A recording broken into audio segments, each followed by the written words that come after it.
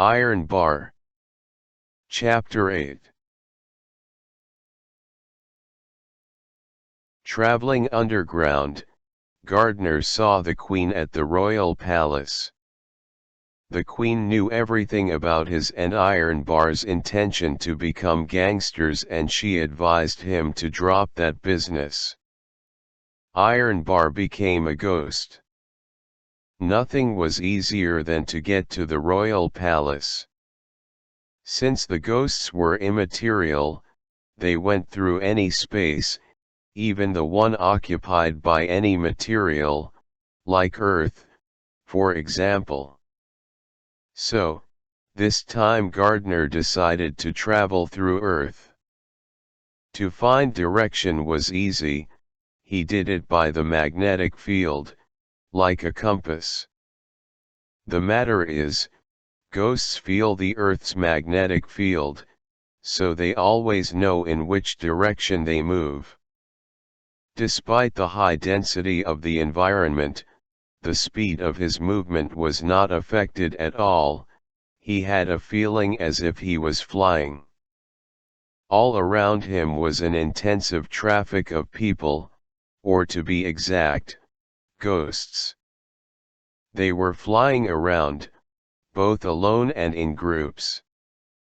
There were no voices, for communication among ghosts is done telepathically. One of the figures moving in a similar direction looked very familiar. He understood at once that it was the Queen. The idea struck him at once that the Queen was a ghost.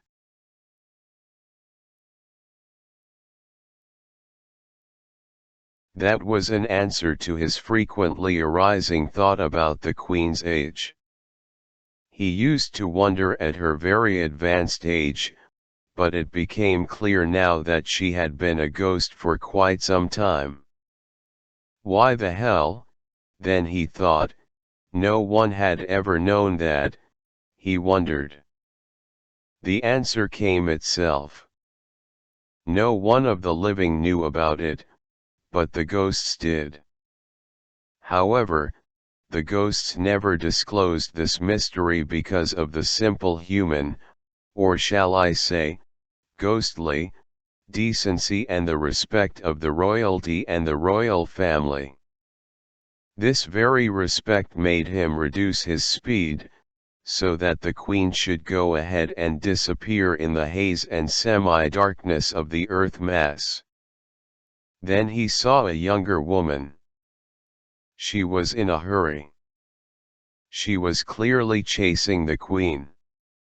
She had something resembling an iron poker in her hand and she brandished it violently.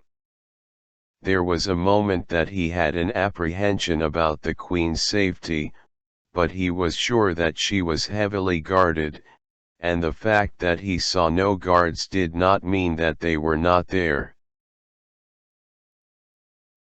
Very soon Gardner found himself in front of the royal palace, or rather in front of its underground structure. Beside the substance of the earth, there was a lot of subterranean water, but that did not prevent him from roaming around the vast area of the lower part of the royal palace. There were quite a lot of people, roaming like him. After some time, he got his bearings at the place, and could have a complete idea about the huge substructure of the royal palace. The ground below the palace was filled with a basement, which was in fact a continuation of the palace building underground. He could easily see the division of the structure into stories. Naturally, the stories were blind, with no windows. What surprised him was the number of the stories. They clearly outnumbered those above the ground. He wondered what they were keeping there. Couldn't it be gold, he thought. Later it proved to be true. Most of the space was filled with gold bullion.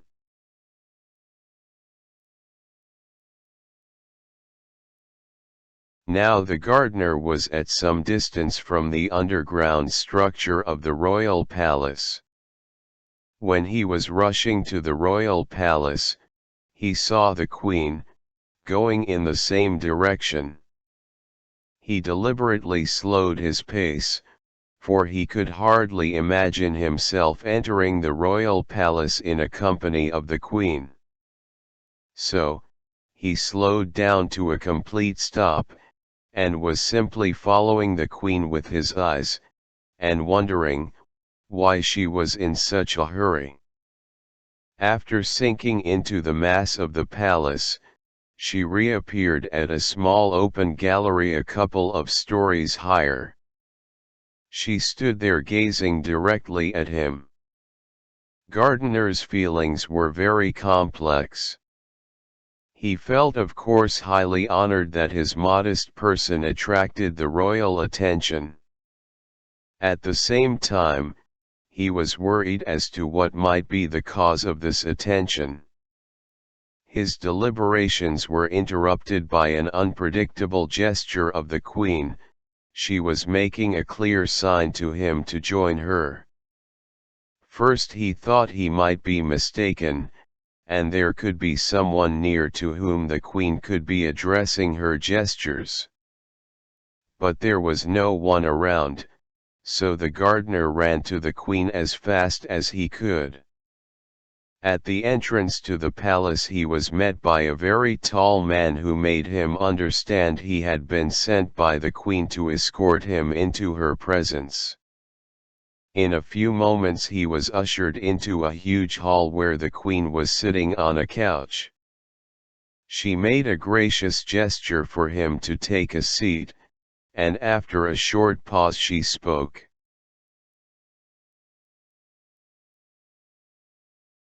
"I know you. You are gardener. I remember you from the presentation of your garden. At that time I awarded you the title of the royal gardener, so, in actual fact, I am your employer, and in the language of business, I am your boss. I am at your service, your majesty," was all he could utter in response. The matters have taken an unexpected turn. It had never occurred to Gardner that the queen should remember such an insignificant person as himself and could recognize him.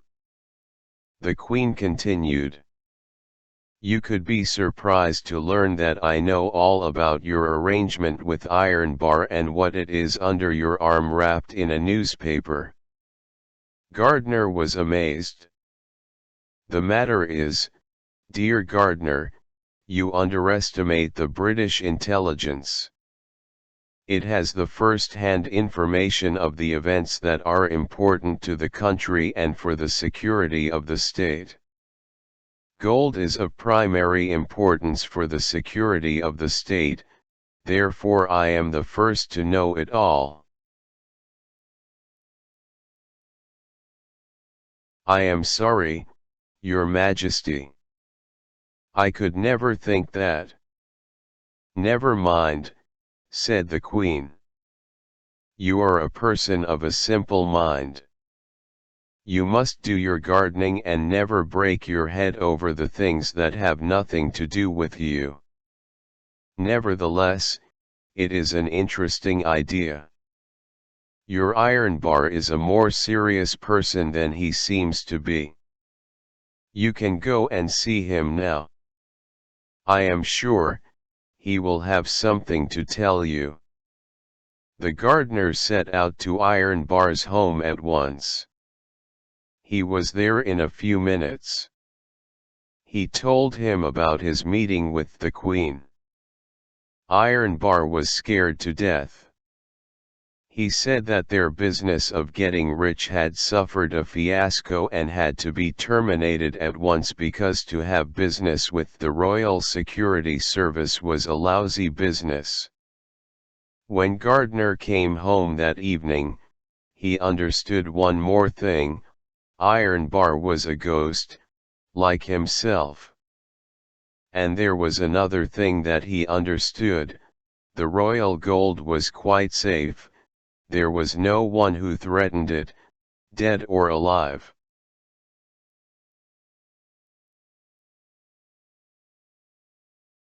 The end.